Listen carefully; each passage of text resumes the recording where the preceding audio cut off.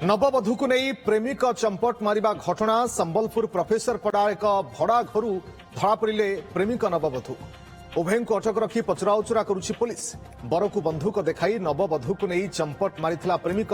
तरभा थाना बड़बंध निकटरू film style रे नहीं पलाइथिला प्रेमिक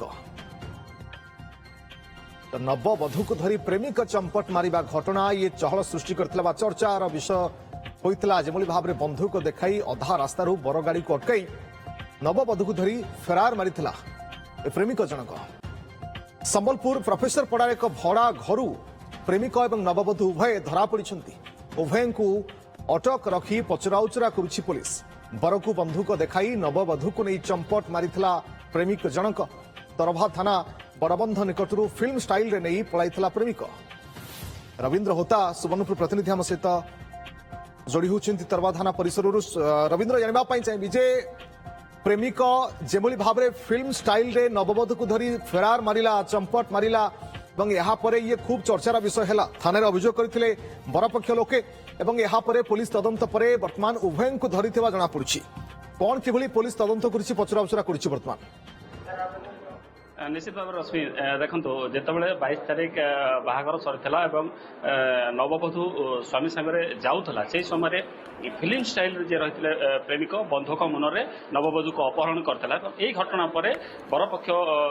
तरभा थाना मामला दायर होता है मामला दायर पर पुलिस तदंत आरंभ करता 2 दिन भितर पुलिस जे रही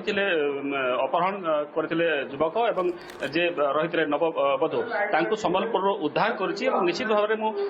पुलिस तदंत निश्चित भाव चित्र देखा चाहिए बर्तमान आम तरभा थाना परिसर में अच्छू एवं एसपी जे रही पूरा घटना को नहीं से ब्रीफिंग करेंगे प्रेस मीट सांबादिक मान ब्रीफिंग करेंगे निश्चित भाव में देखिपे सांबादिक मान गहन एसपी रही निश्चित भाव में पूरा पूरी घटना कौन रही है एसपी पाखर प्रेस मीट शुणा निश्चित भाव में बर्तमान आउ कि समय पर आरंभ हम प्रेस मीट और आप देखिपे सोनपुर एसपी बर्तमान रही तरभा थाना परिसर में निश्चित भाव में आम एसपी प्रतिक्रिया नवा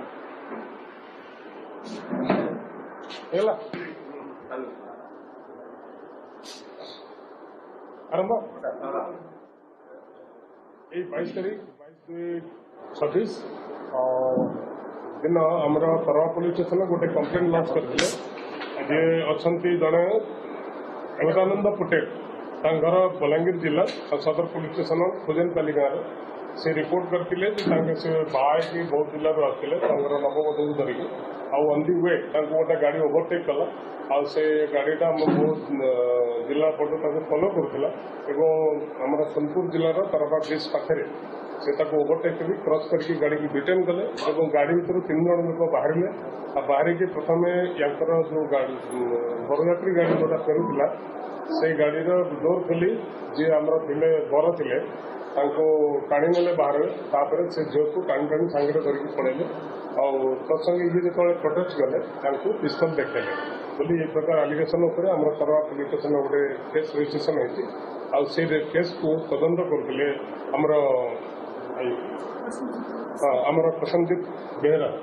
से सब इंस्पेक्टर ताकू आमर केस तदंत कराई केस तदंत पर आज जे मुख्य आसामी तांको गिरफ कर से झील को भी रेस्क्यू कर से जो सुना पिंधे बरजात्री पार्टी सब सुना को जब्ती कर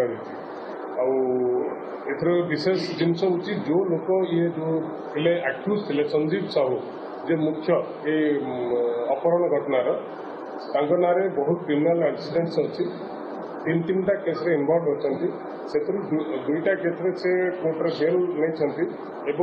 बर्तमान सुधा गोटे एनडीपीएस केस से भी वांटेड अच्छा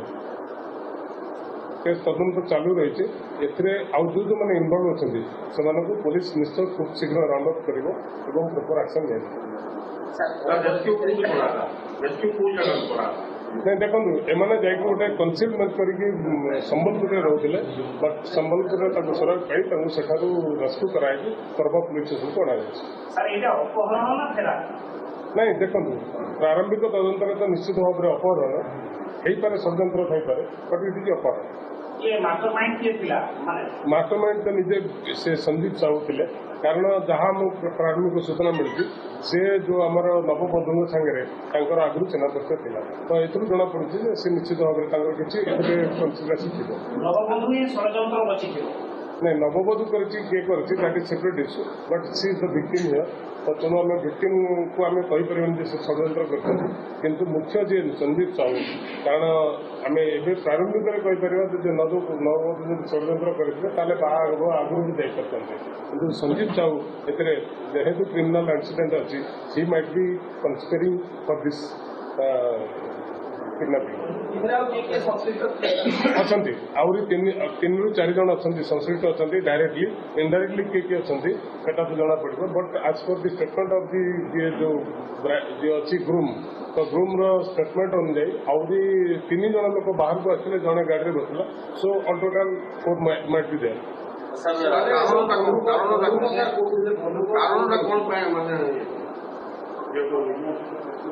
କାରଣ ଦେଖନ୍ତୁ କାରଣ ଯଦି ଏତିକି କୁହାଯିବ ଯେ ଏଇ ଝିଅକୁ ଅପହରଣ କରିବା ଏବଂ ତା ସାଙ୍ଗେ ସାଙ୍ଗେ ସୁନା ରୂପା ଯାହା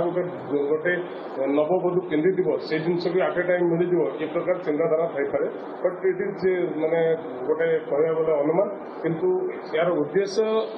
ନିଶ୍ଚିତ ଭାବରେ ଏହା ଥିବ ବୋଲି ମୁଁ ଭାବୁଛି। बंधुक कथा उठिथिला सर ହଁ ବନ୍ଧୁକ ବି ନିଜେ ବ୍ରାଇଡ୍ ଯିଏ ଗ୍ରୁମ୍ ଯିଏ ଅଛନ୍ତି ବର ଯିଏ ଥିଲେ ସେ କମ୍ପ୍ଲେନ୍ ଯିଏ କରିଛନ୍ତି ସେ ନିଜେ କହୁଛନ୍ତି ସେ ମୋତେ ବନ୍ଧୁକ ଦେଖେଇଲେ ତେଣୁ ମୁଁ ତାଙ୍କୁ ଛାଡ଼ିଦେଲି ବୋଲି ତ ବନ୍ଧୁକ ବାବଦରେ ବର୍ତ୍ତମାନ ତଦନ୍ତ ଚାଲିଛି ଏବଂ ପୁଙ୍ଖାନୁପୁଙ୍ଖରେ ତଦନ୍ତ ହେବ। ପୋଲିସ ତାଙ୍କଠୁ ମୋବାଇଲ ଫୋନ୍ ଜବ୍ତି କରିଛି ଏବଂ ପୁଅ ପିଲାଙ୍କର ଯେତିକି ଅର୍ଣ୍ଣାମେଣ୍ଟସ୍ ପିନ୍ଧେଇଥିଲେ ସବୁ ଯାକ ଗୋଲ୍ଡିଂ ନେକ୍ଲେସ୍ ଚେନ୍ ଇତ୍ୟାଦି ଇତ୍ୟାଦି ସବୁଗୁଡ଼ା ଜବ୍ତି କରିଛି। ସାର୍ ପ୍ରାରମ୍ଭିକ ତମ ତଦନ୍ତ ଏଇଟା କ'ଣ ଜଣାପଡ଼ୁଛି କ୍ରିମିନାଲ ବୋଲି ଆପଣ କହିସାରିଲେ କିନ୍ତୁ ଯେହେତୁ ଏଇଟା ଗୋଟେ କ'ଣ ପ୍ରେମ ସମ୍ପର୍କ କିଛି ହେଇପାରେ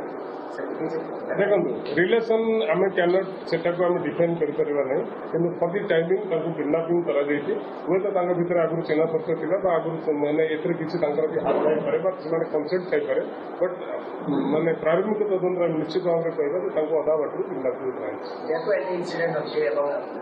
ସେ ଗୋଟେ କ୍ରିମିନାଲ ହଁ ଦ୍ୟାଟ୍ ଇଜ୍ ଦ ମେନ୍ ଆମେ ଆକାଉଣ୍ଟ କରିପାରିବା ଯେ ଯେହେତୁ ତାଙ୍କର କ୍ରିମିନାଲ ବ୍ୟାକଗ୍ରାଉଣ୍ଡ ଅଛି ଆଉ 3ଟା କ୍ଷେତ୍ରରେ ଇନଭଲ୍ଭ ଅଛନ୍ତି ତ ନିଶ୍ଚିତ ଭାବରେ ତାଙ୍କର ଏଇ କ୍ରିମିନାଲ ମାଇଣ୍ଡ ସେ ମାନେ ଆପ୍ଲାଏ କରିଥିବେ